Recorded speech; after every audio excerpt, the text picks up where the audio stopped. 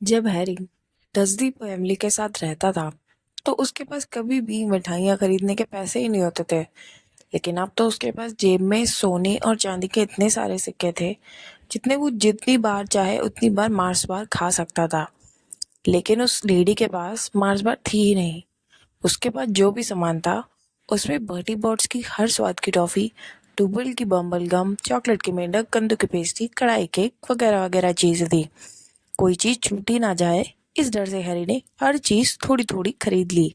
और उसने फिर उस लेडी को चांदी के सिक्कल 11 चांदी के सिक्कल और 7 कांसे के नट दिए। फिर हैरी सारे सामान को लेकर डब्बे में वापस आ गया और उसे एक खाली सीट पे रख दिया। और रॉन उसे लगातार टकटकी से देखने लगा। फिर हैरी ने उसे पूछ ही लिया, भूख लगी है क्या? रॉन ने कहा हैरी ने कहा, भूख के मारे सारा दम ही निकला जा रहा है। फिर हैरी ने कद्दू की पेस्ट्री का एक बड़ा टुकड़ा मुंह में लिया। फिर रॉन ने एक मुड़ा हुआ पैकेट निकाला अपनी जेब से। उसके अंदर 4 सैंडविचेस थी और उसने कहा, मम्मी हमेशा भूल जाती है कि मुझे कॉर्न वाला बीफ पसंद नहीं है। तभी हैरी कहता है, हम इसे आपस में बदल लेते हैं, चलो। फिर रॉन ने कहा, तुम्हें ये पसंद नहीं आएगा, ये काफी सूखा हुआ है। मम्मी के पास ज्यादा टाइम नहीं रहता ना। उसने जल्दी से तोड़ कहा, तुम तो जानते ही हो हम 5 भाई हैं। हैरी ने कहा, चलो कोई बात नहीं, ये पेस्ट्री लो। जिसके पास इससे पहले कभी कोई चीज़ बांटने के लिए थी ही नहीं। सच कहता है तो ऐसा कोई था ही नहीं जिसके बाद कोई चीज़ मिल बांट के खा ले। उसे बहुत अच्छा लग रहा था कि वो और रॉन एक साथ बैठकर हैरी की पेस्ट्री और केक खा रहे थे। वो सैंडविच के बारे में तो भूल ही चुके थे। फिर हैरी पूछता है, ये क्या है? हैरी ने चॉकलेट के मेंढक के पैकेट उठा के रॉन से पूछा। रॉन ने कहा कि इसमें सचमुच की मेंढक तो नहीं है ना? अब उसे लगने लगा था कि कुछ भी हो सकता है। रॉन ने कहा, नहीं, लेकिन ये देखना कि कौन सा कार्ड निकलता है। मेरे पास एग्रिप्पा नहीं है। क्या? रॉन ने कहा, अरे अच्छा, तुम्हें कैसे पता होगा? देखो, चॉकलेट के मेंढक के अंदर एक कार्ड रहता है जिसे हम लोग इकट्ठा करते हैं। किसी हर कार्ड में कोई मशहूर जादूगर या जादूगरनी का कार्ड। मेरे पास तो 500 कार्ड है। मेरे पास एग्रिप्पा या टॉलमी के कार्ड नहीं है। फिर हैरी ने अपने चॉकलेट के मेंढक का कवर हटाया, कार्ड बाहर निकाला। उसमें एक आदमी का चेहरा दिख रहा था, आधे चांद के चश्मे का आकार पहने हुआ। उसकी लंबी नाक थी, लहराती बाल, दाढ़ी और मूछें चांदी की जैसी थी। नीचे लिखा था, एल्विस डम्बलडोर। हैरी ने कहा, तो ये है डम्बलडोर? अब रॉन कहता है, अब मुझे ये मत कहना कि तुम्हें ये भी नहीं पता कि डम्बलडोर कौन है। रॉन कहता है, मैं ये मेंढक ले लूं, शायद मुझे अग्रिप्पा मिल जाए। थैंक्स। हैरी ने कार्ड पलटा जिसपे लिखा था, एल्विस डम्बलडोर, जो कि प्रेजेंट में हॉगवर्ट्स के हेडमास्टर है। कुछ लोग मानते हैं कि वो आधुनिक समय के सबसे महान जादूगर हैं। प्रोफेसर डम्बलडोर खासतौर पर जिन चीज़ों के लिए मशहूर है। 1945 में शैतानी जादूगर ग्रिंडेलवाल्ड को हराने के लिए, ड्रैगन के खून के 12 प्रयोगों के लिए और अपने पार्टनर निकोलस फ्लेमेल के साथ रसायन शास्त्र पर किए गए काम के लिए। प्रोफेसर डम्बलडोर को चैम्बर म्यूजिक और टेम्पल बॉल पसंद है। फिर हैरी ने कैट को दोबारा पलटा। उसे ये देख के खुशी हुई कि डम्बलडोर का फेस गायब हो गया। खुशी से ज्यादा हैरानी हुई। हैरी ने कहा, वो कहाँ चले गए? रॉन ने कहा, तुम उनसे ये उम्मीद नहीं कर सकते कि वो सारा दिन तुम्हारे पास रहे। वो दोबारा वापस आ जाएंगे। अरे, मुझे एक बार फिर मोगरेबा मिल गई। मेरे पास पहले से ही 6 कार्ड हैं उसके। क्या ये तुम्हें चाहिए? तुम्हें भी कार्ड कट्टे इकट्ठे करना शुरू कर देना चाहिए। रॉन की आंखें तो चॉकलेट के मेंढकों के ढेर की तरफ मुड़ गई जो कि खोले जाने का इंतजार कर रहे थे। हैरी ने कहा, जितने चाहे ले लो, लेकिन तुम्हें पता है मंगलों की दुनिया में लोग अपनी फोटो से हिल नहीं सकते। रॉन ने कहा, क्या सचमुच? क्या लोग बिल्कुल भी नहीं हिलते? बड़ी अजीब बात है। हैरी कार्ड को घूर ही रहा था, तभी उसने देखा कि डम्बलडोर एक बार फिर से उसके कार्ड में दिखने लगे और उसकी तरफ हल्के से मुस्कुरा दिए। मशहूर जादूगर और जादूगरनियों को देखने के बजाय रॉन तो मेढक को खाने में ज्यादा दिलचस्पी ले रहा था, लेकिन हैरी तो उन पर से अपनी आंखें ही नहीं हटा पा रहा था। जल्दी जल्दी उसके पास Dumbledore, Morgana Hengist of Woodcroft, Alberic Grunnion, Circe Paracelsus, Merlin भी थे। और उसने आखिरकार अपनी आंखें क्लोडा नाम की जादूगरनी से हटाई जो कि अपनी नाक खुजा रही थी। और बर्टी बोर्ड की हर स्वाद की टॉफी का बैग उसने खोला। रॉन ने कहा, तुम्हें इसके बारे में सावधान रहना होगा। जब वो कहते हैं हर स्वाद की, तो इसका मतलब होता है हर स्वाद की। तुम्हें चॉकलेट मिल सकता है, पेपरमिंट मिल सकता है, मुरब्बे, काफी अच्छे टेस्ट वाले भी मिलेंगे, लेकिन तुम्हें पालक गोश्त और गुर्दे वाली टॉफी भी मिल सकती है। जॉर्ज तो कहता है उसे एक बार कीड़े के स्वाद की मिली थी। रॉन ने एक हरी टॉफी उठाई और उसकी तरफ ध्यान से देखा और एक कोना चबाया। अरे देखा, स्प्राउट्स वाली टॉफी निकली। हर स्वाद की टॉफी खाने में उनका समय अच्छी तरह से गुजरा। हैरी को टोस्ट, नारियल, भुनी हुई बीन, स्ट्रॉबेरी, करी, घास, कॉफी, मछली के स्वाद की टॉफी मिली। उसने बहादुरी दिखाते हुए एक अजीब से दिखने वाली भूरी टॉफी का भी टुकड़ा लिया, जिसे रोन छूने को भी तैयार नहीं था। बाद में पता चला वो मिर्च के स्वाद की टॉफी थी। फिर उनकी खिड़की के पास से गुजरता हुआ एक दृश्य अब जंगली हो गया। साफ सुथरे खेत दिखना बंद हो गए और अब उन्हें जंगल, घुमावदार नदी और अंधेरी पहाड़ियां दिखने लगी।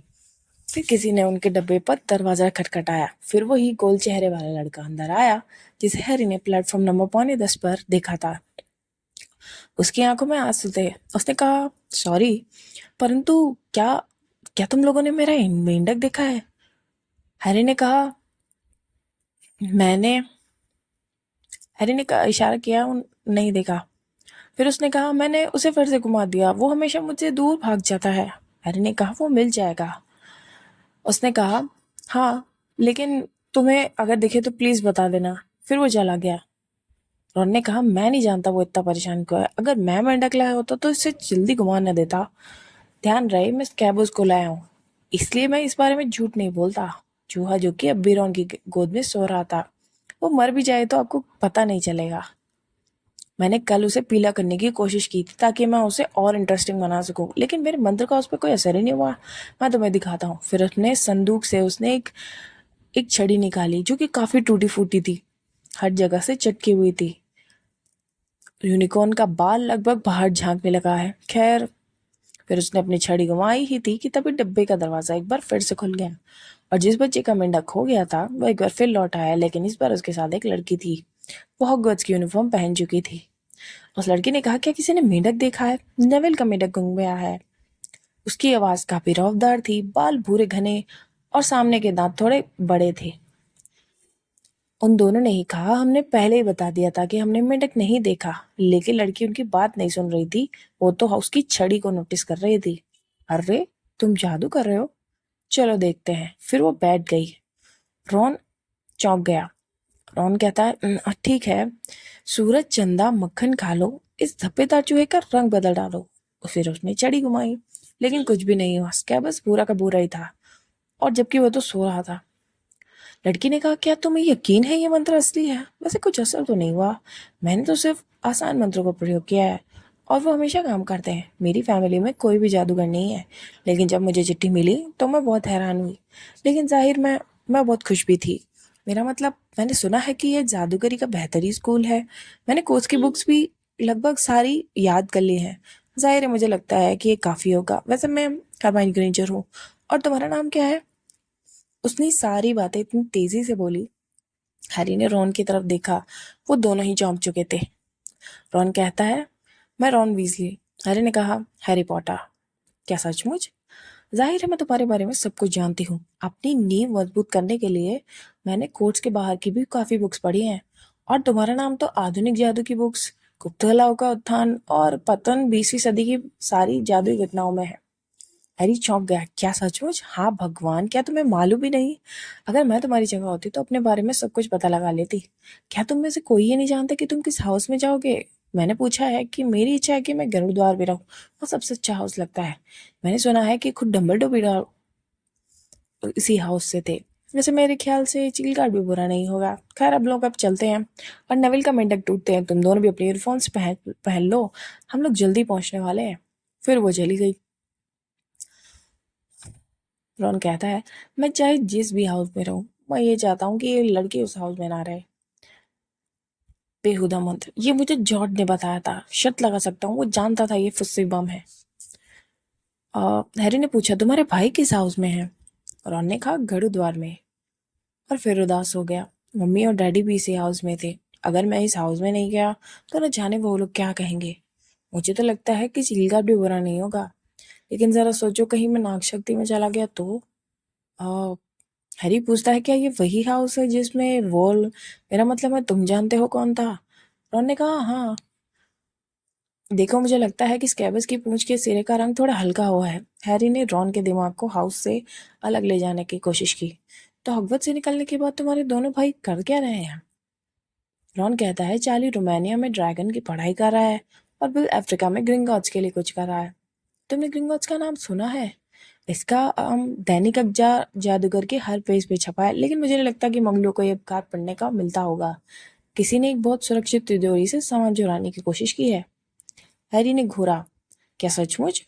चोर का क्या हुआ? रॉन ने कहा कुछ नहीं, इसलिए तो ये इतनी बड़ी खबर है। उसे पकड़ा नहीं जा सका। मेरे डैडी तो कहते हैं ग्रिंगॉट्स में इतना बड़ा काम कोई ताकतवर शैतानी जादूगरी कर सकता है। वैसे पिशाचों का कहना है कि चोर कुछ लेके तो नहीं गए। जाहिर है, जब इस तरह की कोई चीज होती है तो सब लोग डर जाते हैं। कहीं इसके पीछे तुम जानते हो कौन का हाथ ना हो। ये खबर हैरी के दिमाग में घूमती ही रही।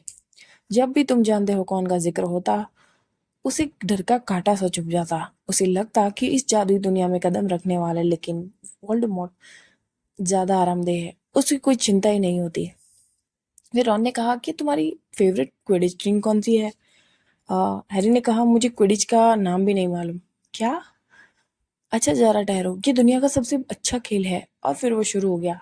4 गेंदों और 7 खिलाड़ी की पोजीशन के समझाता रहा। उसने उन मशहूर खेलों का बहुत डिटेल से वर्णन किया जिसने उन्होंने अपने भाइयों के साथ देखा। उसने ये भी बताया कि अब उसके पास पैसे होंगे तो किस तरह के जादुई झाड़ू खरीदेगा। वह हैरी को खेल की बारीकियां समझाने लगा। तभी उनके डब्बे का दरवाजा एक बार फिर से खुला, लेकिन इस बार मेंढक खोलने वाले बच्चे नेविल की जगह 3 लड़के थे। और ये 3 लड़के हैरी को अचानक से पहचान गए। ये वही पीला लड़का था जो हैरी को मैडम मल्किन की दिशालों की दुकान में मिला था। उसने हैरी से छुमंतर गली में काफी दिलचस्पी दिखाई थी, लेकिन अब वो उसे और भी ज्यादा दिलचस्पी से देख रहा था। उसने कहा, क्या ये सच है जो लोग ट्रेन में कह रहे हैं? हैरी पॉटर इस डब्बे में है, तो तुम हैरी पॉटर हो, है ना? हैरी ने कहा हाँ। और वो बाकी दोनों लड़कों को देखने लगा जो कि काफी तगड़े थे और काइया किस्म के लग रहे थे। पीले लड़के के दोनों तरफ एक एक बॉडीगार्ड जैसे खड़े थे। पीला लड़का कहता है, ये ग्रैब और ग्रॉयल और मेरा नाम है ड्रेको मैल्फॉय। रॉन हल्के से खांसा। मेरा नाम सुन के हंसी आ रही है तुम्हें? ये पूछने की जरूरत नहीं है कि तुम कौन हो। मेरे डैडी ने मुझे बताया है कि वीजली परिवार के लोग के सबके बाल काले होते हैं, और सॉरी लाल होते हैं, चकते होते हैं, और उससे भी अधिक बच्चे होते हैं जितनों को ढंग से पाल भी नहीं पाते।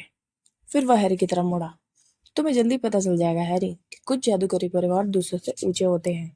तुम गलत तरह के लोगों की दोस्ती नहीं करना चाहोगे? यहाँ पे मैं तुम्हारी मदद कर सकता हूँ। फिर उसने हैंडशेक करने के लिए अपना हाथ बढ़ाया, लेकिन हैरी ने नहीं। हैरी ने कहा, मुझे लगता है कि मैं खुद ही जान लूंगा कि मुझे किस तरह के लोगों के साथ रहना चाहिए। थैंक्स। ड्रेको मैल्फॉय काफी गुस्से में लग रहा था। अगर मैं तुम्हारी जगह होता पॉटर, तो मैं इस बारे में ज्यादा ध्यान देता। अगर तुमने विनम्र होना नहीं सीखा ना, तो तुम्हारा भी वही हो लुका जो तुम्हारे मम्मी डैडी का हुआ था। वो लोग भी नहीं जानते थे कि उनके लिए क्या अच्छा था, और तुम वीजली और हैग्रिड जैसे निकम्मे लोगों के साथ रहोगे तो तुम पर उनका ये सर आ जाएगा। हैरी और रॉन दोनों गुस्से में खड़े हो गए। एक बार फिर से तो कहना। ओह, मेलफॉय ने कहा, अच्छा तो तुम लड़ना चाहते हो? रॉन ने कहा, अगर तुम इसी तरह यहाँ से नहीं निकले तो। लेकिन हमारे यहाँ से जाने की कोई इच्छा नहीं है ना दोस्तों? मेलफॉय ने कहा, हमने अपना पूरा खाना खा लिया है, लेकिन तुम्हारे पास तो अभी भी खाना बचा है ना? फिर ग्रैब और कॉयल रॉन के पास रखी चॉकलेट के मेंढक को भी तब बढ़े। रॉन आगे लपका, लेकिन इससे पहले कि वो गोयल को छू पाता, गोयल जोर से चिढ़ा। कैबज ने उसकी उंगली काट ली थी और उसके नुकीले छोटे दांत कॉयल की उंगली के गहराई तक धंस चुके थे। फिर क्रैब और कॉयल पीछे हट गए और बिलाते हुए कॉयल ने सैबर्स को गोल गोल घुमाया, और जब आखिरकार स्कैबर्स उछल के घड़ी से टकराया तो तीनों ही अचानक वहां से गायब हो गए। शायद उन्होंने सोचा होगा कि मिठाइयों में छुपे हुए चूहे होंगे। शायद उन्हीं में से किसी कदमों की हार सुन ली, क्योंकि एक सेकंड के बाद वहां अरमानी आ गई थी। अरमानी ने कहा, यहाँ हो क्या रहा है? फर्श पर चारों तरफ मिठाइयां बिखरी हुई थी। रॉन ने कहा, मुझे लगता है ये मर गया है। उसने कैबस को देखा। नहीं, मुझे यकीन नहीं होता, ये तो फिर से सो गया। और वो सच में सो ही गया था। तो तुम मेलफॉय से पहले भी मिल चुके हो? हैरी ने चुमंतर में गली में हुई मुलाकात के बारे में बताया। रॉन ने कहा, मैंने उसकी फैमिली के बारे में सुना है। जब तुम जानते हो कौन लापता हुआ था, तो हमारी तरफ आने वाले सबसे पहले लोगों में उन्हीं की फैमिली थी। उन्होंने कहा था कि उन्हें प्रोटाइज किया गया था लेकिन मेरे डैडी इस बात को नहीं मानते। वो कहते हैं कि मेलफॉय के पिता को हमेशा से काले जादू की तरफ जाने के बहाने की जरूरत थी। फिर वो हरमाइनी की तरफ मुड़ा। हम आपकी क्या मदद कर सकते हैं? हरमाइनी ने कहा, बेहतर होगा कि तुम जल्दी अपनी यूनिफॉर्म पहन लो। हम अभी इंजन में ड्राइवर से जाके पूछ कर आए हैं। उन्होंने बताया कि हम जल्दी पहुंचने वाले हैं। तुम लोग लड़ तो नहीं रहे थे ना? हम लोग वहां पहुंच जाए इससे पहले ही तुम परेशानी में पड़ जाओगे। रॉन ने कहा, हम नहीं लड़ रहे थे, स्कैबर्स लड़ रहा था। और अब अगर आप बुरा ना माने तो आपसे यहाँ से चली जाए ताकि हम लोग कपड़े बदल सकें। हरमाइनी ने कहा, ठीक है, मैं तो यहाँ सिर्फ इतना कहने आई थी क्योंकि बाहर लोग बहुत बचकानी हरकतें कर रहे हैं, इधर उधर दौड़ रहे हैं। और हाँ, क्या तुम्हें पता है तुम्हारी नाक पे मैल लगा है? उसके बाहर जाते समय रॉन ने उसे गुस्से से देखा। हैरी ने खिड़की से बाहर देखा। बाहर काफी अंधेरा हो रहा था। उसने रॉन और रॉन ने अपनी जैकेट उतारी, अपने लंबे काले दुशाले ओढ़ लिए। रॉन का थोड़ा छोटा था इसलिए, क्योंकि उस दुशाले के नीचे उसके दूसरे दुश जूते दिख रहे थे। पूरी ट्रेन में एक आवाज गूंजी, हम लोग 5 मिनट में हॉगवर्ट्स पहुंच जाएंगे। अपना सामान ट्रेन में ही रहने देना, इसे अलग से स्कूल में पहुंचा दिया जाएगा। घबराहट के मारे हैरी के पेट में मरोड़े उठने लगी। उसने सोचा कि उसने देखा कि रॉन अपने चकतों के नीचे पीला दिख रहा है। उन्होंने बची हुई मिठाई अपनी जेबों में भर ली और गलियारे में जमा भीड़ में शामिल हो गए। फिर ट्रेन पहले तो काफी देरी हुई और आखिरकार रुक गई। फिर लोग बाहर निकलने लगे, धक्का मुक्की करने लगे। फिर हैरी को एक जानी पहचानी आवाज सुनाई दी, फर्स्ट ईयर के बच्चे, फर्स्ट ईयर के बच्चे यहाँ आ जाओ, सब ठीक है हैरी? हैरी ने देखा कि वहां हैग्रिड खड़ा था। हैग्रिड ने कहा, चलो हमारे पीछे आओ, फर्स्ट ईयर का कोई और बच्चा तो नहीं है? संभल कर कदम रखना, फर्स्ट ईयर के बच्चे हमारे पीछे आना। फिसलते लड़खड़ाते वो लोग हैग्रिड के पीछे पीछे ढलवा रास्ते पर चढ़ दिए। उनके दोनों तरफ का इतना अंधेरा था कि हैरी ने सोचा वहां पे घने पेड़ होने चाहिए। कोई भी ज्यादा बोल ही नहीं रहा था सिवाय नेविल के, जिसका मेंढक बार बार घूम रहा था। तुम्हें 1 सेकंड में हॉगवर्ट्स की पहली झलक दिखाई देगी, हैग्रिड ने कहा, इस मोड़ के ठीक बाद। एक जोरदार ऊ की आवाज आई। सैकड़ी पगडंडी में उन्हें अचानक से बड़ी काली झील के किनारे पर ले लाई। झील के दूसरी तरफ काफी बड़े बड़े पहाड़ थे और एक बड़ा सा महल था जिसमें कई कंगूरे और टावर थे। आसमान में सितारे टमक रहे थे। फिर एक नाव में 4 से ज्यादा लोग मत बैठना, हैग्रिड ने कहा। सब आ गए, हैग्रिड चिल्लाया, जो कि अपनी नाव में तो अकेला ही बैठा था। फिर ठीक है, आगे बढ़ते हैं। और सभी छोटी छोटी नावें आगे चढ़ दी। कांच की तरह चिकनी झील में फिसलती रही। सब खामोश थे और सिर उठाकर उस बड़े महल की ओर देख रही थी। जैसे जैसे आगे वाली नावें चट्टानों के पास पहुंची, हैग्रिड चिल्लाया, सिर झुका लो। सभी ने अपना सिर झुका लिया। और फिर वो छोटी नावें उस चट्टान के अंदर एक सुरंग में ले गई, जो सुंदर पत्तों वाली बेल के पर्दे के पीछे छुप गई। वो लोग एक अंधेरी गुफा से जा रहे थे जो महल के ठीक नीचे जाती दिख रही थी। और फिर वो जमीन के नीचे बने एक बंदरगाह में पहुंचे, जो कि चट्टान और पत्थरों से मुश्किल से उतरे। बच्चों के नाव से उतरने के बाद हैग्रिड ने नाव की तलाशी ली और कहा, ओए, तुम वहां, कहीं ये तुम्हारा मेंढक तो नहीं? ट्रेवर, नेविल खुशी से चिल्लाया और उसने अपना हाथ आगे बढ़ा दिया। फिर वो सब हैग्रिड के लैम्प के पीछे चट्टान में बने एक रास्ते से मुश्किल से चढ़ने लगे। फिर वो महल के छाया में नर्म और गीली घास पर आ गए। वे पत्थर की सीढ़ियों पर चलकर वो बलूत के दरवाजे के सामने आके खड़े हो गए। सब आ गए ना? और तुम, क्या तुम्हारा मेंढक भी तुम्हारे पास है? फिर हैग्रिड ने दैत्याकार मुट्ठी उठाई और महल के दरवाजे पर 3 बार दस्तक दी।